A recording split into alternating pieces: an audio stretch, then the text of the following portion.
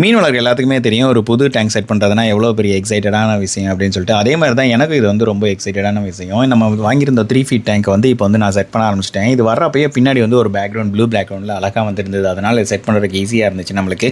இதுக்குள்ளே நான் தண்ணி ஊற்றிட்டு ஆன்டிக்ளோரின், நம்ம சால்ட்டு, ப்ளூ மெத்திலின் எல்லாமே நான் போட்டாச்சு. போட்டதுக்கப்புறம் டேங்க்குள்ளே செடி வைக்கணும் இல்லையா, அதுக்காண்டி கடையில் போய் நான் செடி வாங்கிட்டு வந்துட்டு செடியை வந்து ஒரு குட்டியான கிளே பாட்டில் வச்சுட்டேன். கிளே பாட்டில் வச்சதுக்கப்புறம் அதோட சாண்டும் நான் போட்டுக்கிட்டேன். சாண்டும் நான் உள்ளே போட்டு நான் டெக்கரேஷனுக்காண்டி ரெடி பண்ணி வச்சுட்டேன். அதுக்கப்புறம் நம்மக்கிட்ட ஒரு ப்ரோக்கன் ஷிப் ஷேப்பில் ஒரு டெக்கரேஷன் டாய் இருந்துச்சு. அந்த டாயே நான் உள்ளே வச்சாச்சு. உள்ளே வச்சதுக்கப்புறம் இப்போ டேங்க் ஆல்மோஸ்ட் ரெடி ஆயிடுச்சு. ஆனால் இது ஒன்று மிஸ்ஸிங் என்ன அப்படின்னு பார்த்தீங்கன்னா லைட். ஓகே, லைட்டு போடணும் அப்படின்னு சொல்லிட்டு நான் ஃபோர்க் அப்படிங்கிற கம்பெனி பிராண்ட்லேருந்து நான் சூஸ் பண்ணியிருந்தேன். இது ஆக்சுவலாக நான் புதுசாலாம் வாங்கலை, இதை வந்து செகண்ட் ஹேண்டில் தான் வாங்கியிருந்தேன். இது வந்து என்ன வருதுன்னா, இது வந்து உள்ளுக்குள்ள சம்மரேஜாகவும் வச்சுக்கலாம். இன்னொரு ப்ளஸ் பாயிண்ட் என்ன அப்படின்னு பார்த்தீங்கன்னா, இது வந்து கலர் மாறி மாறி எரிக்கும். அங்கே ஒரு டச் ஸ்க்ரீன் மாதிரி பட்டன் இருக்கும். அந்த பட்டனை நீங்கள் அமுக்கிட்டே இருந்தீங்கன்னா வேறு கலரில் இது மாறி மாறி எரியும். ஸோ டேங்க்குமே நீங்கள் ஒரே கலரில் பார்க்காம வித்தியாசமாக கலரில் பார்க்குற மாதிரி உங்களுக்கு ரொம்ப ஹாப்பியாக இருக்கும். இந்த டேங்க் வந்து நான் ஆல்மோஸ்ட் ஒரு 2 வீக்ஸ் இல்லை, ஒரு 5 டேஸ் எதுவும் போடாமல் வச்சுருக்க போகிறேன். அதுக்கப்புறம் இதில் என்ன மீன் போடலான்னு பார்க்கலாம்.